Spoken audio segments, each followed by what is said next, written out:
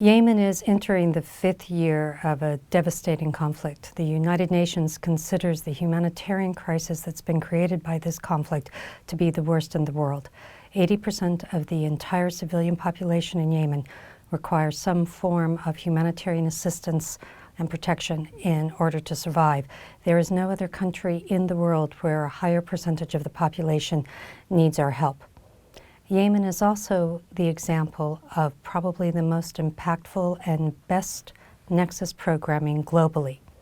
Through a unique partnership with the World Bank, every single year, hundreds of millions of US dollars are channeled through the UN to state institutions and ministries. But we face very serious difficulties that have been created by the war economy.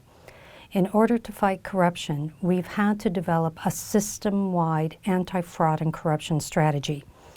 Before UN reform, what typically happened was that UN agencies would manage anti-fraud and anti-corruption mechanisms on their own.